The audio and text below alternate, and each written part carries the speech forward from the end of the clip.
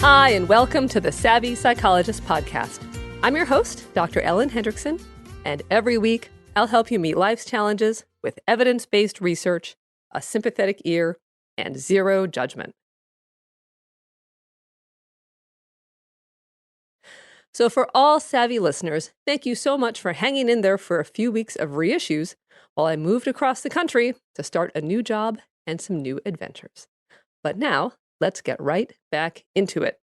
This week, by request from listener Nasser from Riyadh, Saudi Arabia, we'll discuss 7 ways to spot a liar. So according to eminent psychologist and emotion researcher Dr. Paul Ekman, lying comes in 2 flavors. So first are low-stakes lies, which almost all of us engage in. And these are lies like, oh, sorry, I never got your message, or I'm going to be out today. It must have been something I ate. By contrast, high-stakes lies, I did not have sexual relations with that woman, or I'm not in love with David Petraeus, are thankfully less common. But either way, can you handle the truthiness? Research says probably not. We're terrible at detecting lies, and even technology doesn't improve our chances. For example, a 2009 study in the Journal of Forensic Sciences examined a technique called voice stress analysis and found that it worked about as well as, you guessed it, guessing. And to make things worse, a 2014 study found that emotionally intelligent individuals, read anyone who listens to psychology podcasts, are more easily duped by liars. Now, that's not to say we can't improve our chances. While there's no single silver bullet method to recognize deception, there are 2 different ways that lies leak from a liar like sweat on a brow.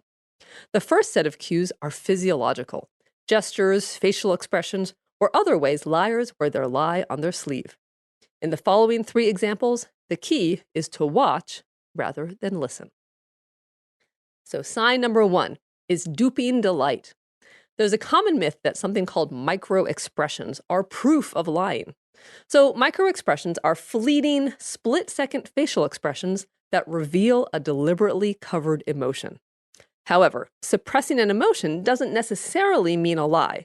You might cover anxiety to play it cool in an awkward situation, suppress shock to keep your poker face, or tamp down anger at your boss, all without an outright fib. That said, with an actual lie, you may see a micro-expression called duping delight, which is a smile or excited fidgeting that results from anticipation of a successful lie. Feeling like he or she got away with it gives the liar a thrill of pleasure. So next time you think you're hearing a tall tale, be on the lookout for a telltale, half-suppressed smile at the end. Sign number 2. Another sign of lying is gaze aversion, or the breaking off of eye contact. Most liars know that lying is wrong, so reducing eye contact reduces the guilt of lying to your face. In addition, lying generally takes a lot of cognitive and emotional energy, so simultaneously holding eye contact can overload a liar and cause him or her to look away. Sign number 3. The third cue to watch for is non-congruent gestures.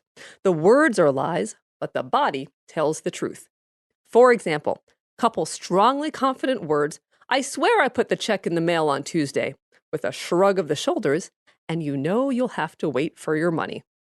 In another example, pair an affirmative statement, of course I'll cooperate with the investigation, with a subtle no shake of the head, and you have reason to suspect a whopper. Once your eyes suspect a liar, next let your ears have a turn. Here are 4 more cues to listen for.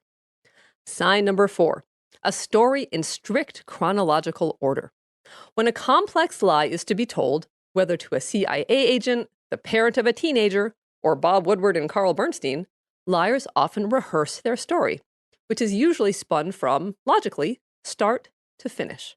A fun trick: if you think you're hearing a tall tale, ask to hear the story backwards. So, when you just happen to see the car in the ditch, what happened before that again? And watch the liar squirm. Sign number 5, way too much linguistic convolution or overcompensation. Does your suspected liar use 100 words when 10 would do, or use formal language with many clauses? For example, compare these 2 statements. In light of the given situation, it can categorically be stated that I have never and would never remove your lunch from the shared office refrigerator. Contrast that with, I didn't eat your lunch. Sign number 6, distancing.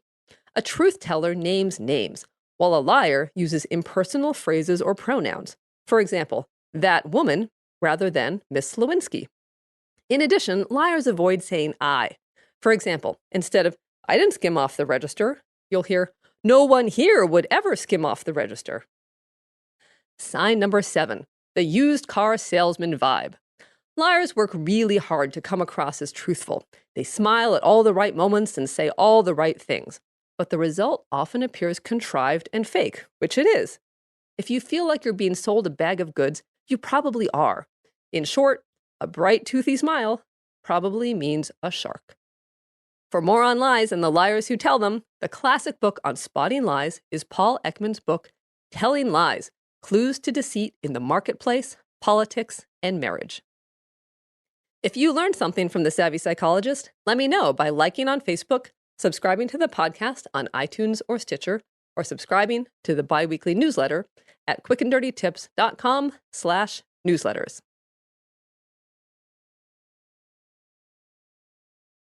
For Savvy Psychologist listeners, Audible's offering a free trial and a free audiobook to give you a chance to try them out. You could choose Wolf Hall or one of the other 180,000 titles available at Audible, including many New York Times bestsellers. So for a free audiobook of your choice, go to audiblepodcast.com/savvy. That's audiblepodcast.com/savvy. Thank you so much for listening. I'm Dr. Ellen Hendrickson. That's all for this week, but a transcript of the episode, references for the studies I mentioned, and the quickly growing archives are always available on quickanddirtytips.com/savvy-psychologist. And of course, The Savvy Psychologist is strictly for informational purposes and doesn't substitute for mental health care from a licensed professional. Thank you for listening. I'll see you next week for a happier, healthier mind.